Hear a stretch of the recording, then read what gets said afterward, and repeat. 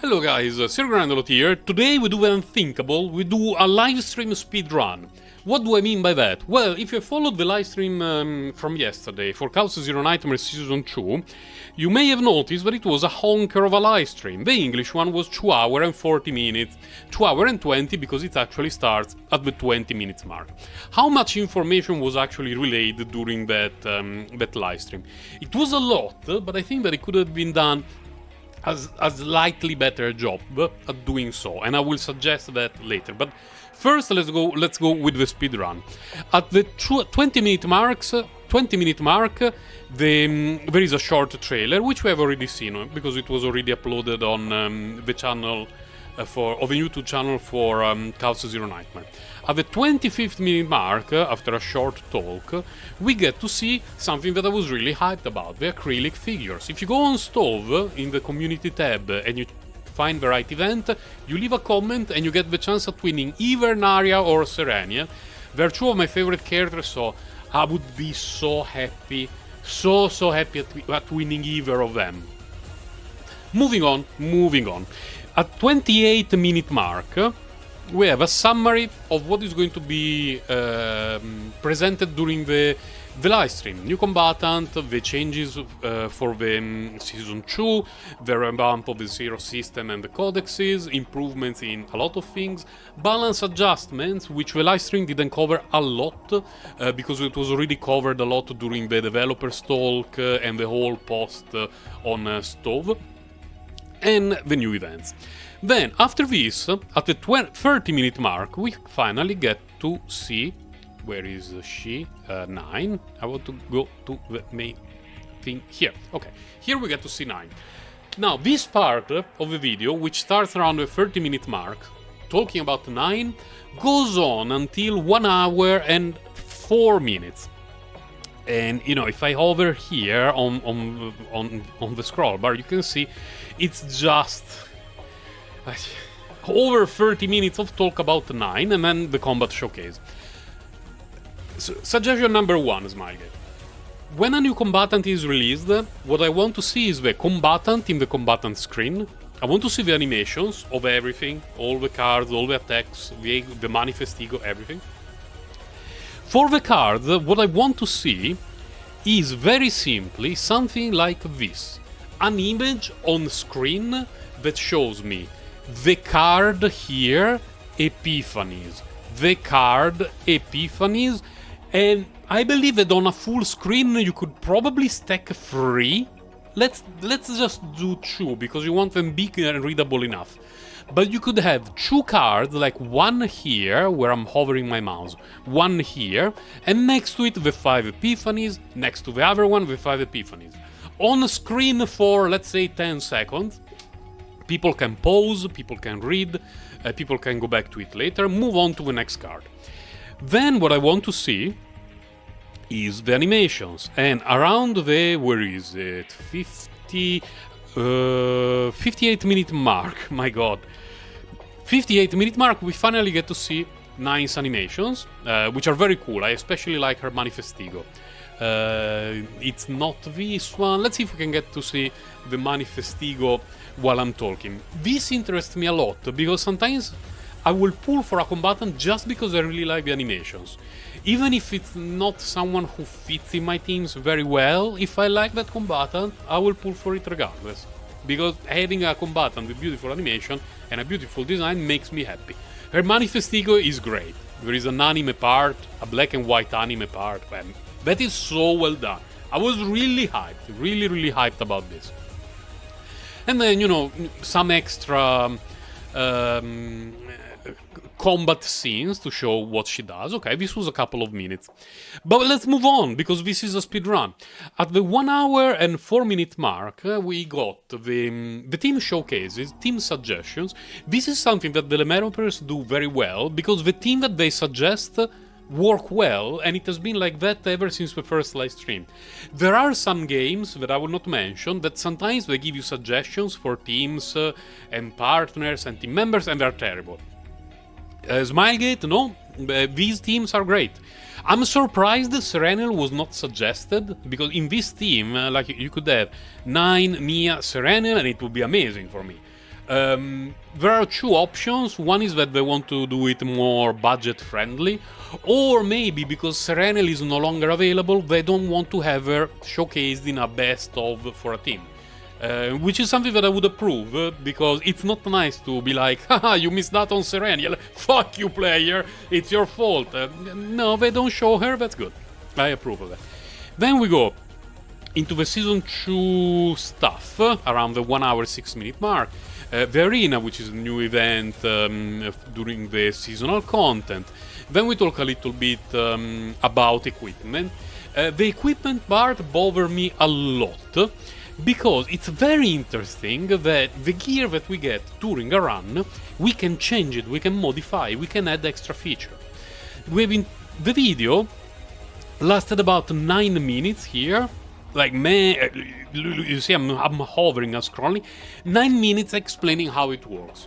I wish we had simply 3 images like this one, telling you what refinement is, and how it works, and with a video instead of still images with some text that makes no sense. A video that actually plays, showing you, oh, you can further enhance as a refined equipment. It shows you a further enhancement of a refined equipment. You know, in my head that works very well.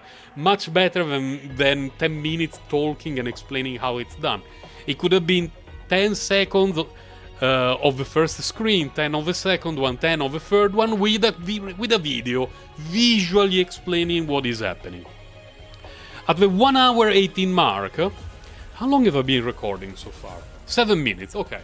At the 1 hour 18, we get to talk about galactic medals, which are achievements that you unlock only during this season, so if you miss out on something, your account is broken and you will never recover from it. It's cool. I'm sure that the achievements will not be extremely difficult to get. It's just something to work for during a season. I like this. Then there was a part that I honestly went to the toilet during the live stream, which is the part where we talk about the neutral cards and the gear. This is a part, don't get me wrong, that I find interesting, because I'm hyped about the new stuff that I will meet in the Chaos runs here and there, but it could have been summed up by just still images showcasing, I don't know, 8 or 9 items per page, going one by one after staying on the screen for a few seconds, and there was no need to talk about it for 10 minutes. Spoiler, Sir Grindalot note here, I have nothing about Clef. He did a great job, especially at the end. We will talk about what happened at the end later, but in general he does a very, very good job. He's clear in explanations and everything, but the way the live streams are planned is something that doesn't work for me personally. Now, if Clef is the one planning everything, then I have a problem with Clef. But if Smilegate plans the live streams like this, and it looks to me like every language's live stream is like this, then it's them that, you know, I have a small problem with. Moving on. I have a recap. I need to. Oh man, I lost the track. The speed run. It will be able to be improved. 1 hour 28. Combatant level increase at 1 hour 28. Here, something very interesting. If YouTube does... Oh my god, I'm being sabotaged by YouTube. It doesn't load. Okay, here. Our combatant's level will go up if we are tackling difficult content, which is very nice, because it means that if we have some combatant that you don't use much and or at all, we can essentially use it in a trial version during a Chaos run to see how that combatant performs at high level and proper build. So we can decide, oh, I like that character, I want to build it. This is very nice. It's extremely new player friendly, but also for people who have been around since day one. You may be having issues building all your characters, so this is going to be extremely useful regardless. Then we got codex improvements at 1 hour 30 minute mark. We got an extra tier, and the UI is getting improved. We're getting some free stuff. A thing that for me is very interesting are the mythic codexes, which are mentioned here. So when we get the tier 15 codex, we get to meet the Goddess Mommy, And that is a very special kind of Chaos Run that you cannot save the data, but you get much better rewards, and there are going to be different challenges for us with essentially negative and positive modifiers for the run, and they're going to make it more interesting and more challenging. Now, if you just want to do a save file run, you will not be caring about a mythic grade codex. But I personally play Chaos explorations of any kind multiple times a day because I find it fun. So having an extra tier of difficulty with extra challenges for me is amazing, so I'm a huge fan of this new change. Then at 1 hour 34 it was relieved that we will finally have an archive where we can unlock rewards. Okay, this is... let me go... Okay. The stuff that we meet and that we unlock during our Chaos Runs will unlock rewards that we can get, which is nice. Free reward is always nice. Then we got to talk a little bit about the upgrades. The new upgrades for the Chaos Exploration. Clef focused on the two that arguably are the most important. One is the meditation. In the safe zone you can meditate and you reroll the epiphany of a card. Nice. The other one is this. Copying cards is going to be much easier because you can select the combatant. Which card is offered to be copied is still random, but we can select the combatant, so huge quality of life improvement. Then at 1 hour 50,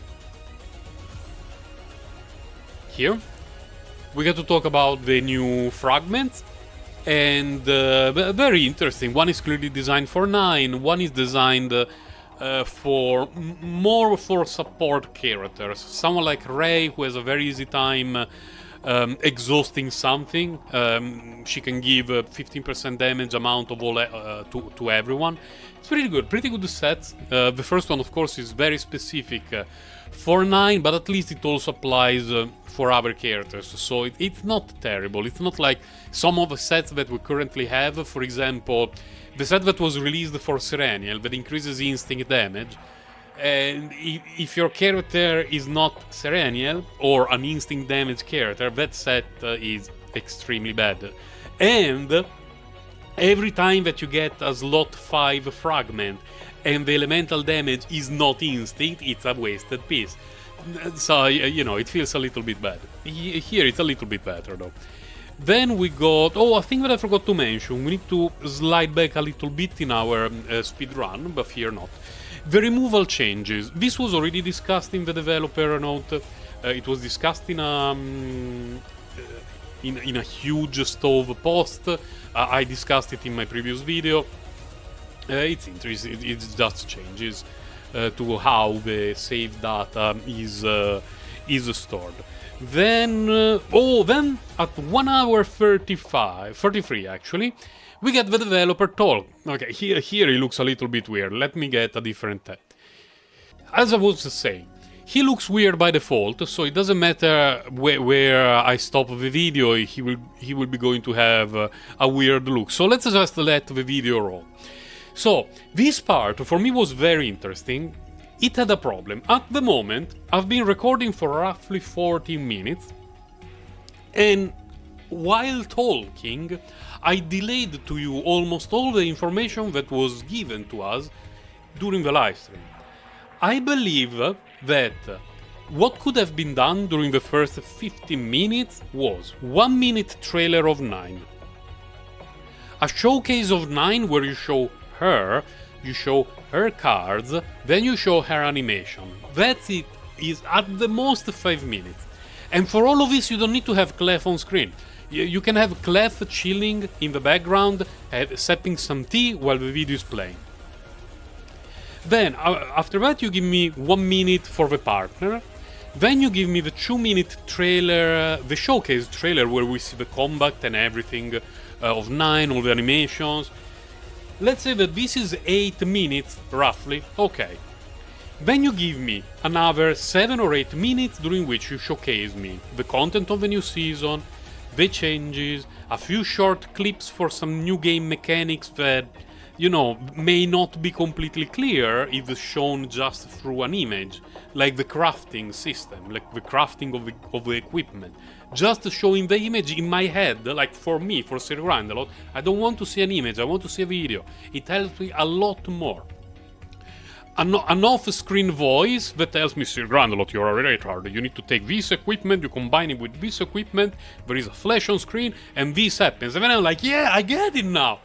That is how I want information to be relayed to me. And I believe that all of this could have been done in 15 minutes, pre-recorded, with someone off-screen talking and recording the voiceover. Then we could have done this part, the one that I'm letting play in the background. This part of the live stream, for me, was extremely interesting, because his family name is Kim. I cannot pronounce his regular name. He's a developer of a combat team, and what was happening was people in chat were asking things, and Clef was translating them in English, in Korean to the developer. The developer was talking in Korean to Clef. Clef was translating to English for us. So, you know, he did a great job. He was very, very busy there. And some of the stuff was very interesting, and we also got some very useful information, like this stuff, the flash of possibility, that was not in the previous part of the video, the one that should contain all the information. The flash of possibility is an item that we're going to get free today. You're probably already playing the game when you see this video, because I had to work and I just arrived home. We're getting free, one as a reward here from the seasonal content. We don't know how many we will get later on. And it's incredibly valuable, because what it does is that you pick a card. I need to go to the right moment, because even they got bamboozled. Because they showcased first this save file, which has no epiphanies, so you cannot use that item. Then they changed, they went to a save file with epiphany. Now, if on this save file you use the flash, what happens is you pick a card and you can choose any of the epiphanies that card can have. The base epiphanies. Here. So, if you want to change the epiphany on Counterblade, by using the flash, you can pick any of these. What makes a huge difference are the divine epiphanies. Because let's say that you got a divine epiphany that gives you +1 action point, that part is going to stay on all of these, if possible. There are some cards, for example, that this is an upgrade, it's not going to get the divine epiphany +30% damage. There are some cards that one is an upgrade, one is a skill, one is an attack. So there can be divine epiphanies that are not compatible, and so it will not roll over.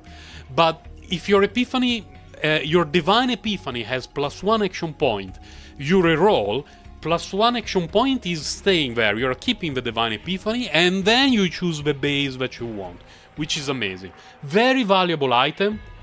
Just need to be careful how you use it, because we're not going to get many. At least that's the feeling I'm getting. And then later on, while they were chatting, we got to see all the kinds of rewards that we can expect during the course of the live stream. Now, I covered pretty much everything, talking a little bit of nonsense, in less than 20 minutes. I mentioned this earlier, and I want to state it again, because I don't want to sound overly critical, and especially against Clef, who has been working very, very hard for this live stream for over 2 hours. And I think he's not responsible of it. I don't believe that he thinks that 2.5 hours and change of live stream is a good way to delay information for this game that we're playing.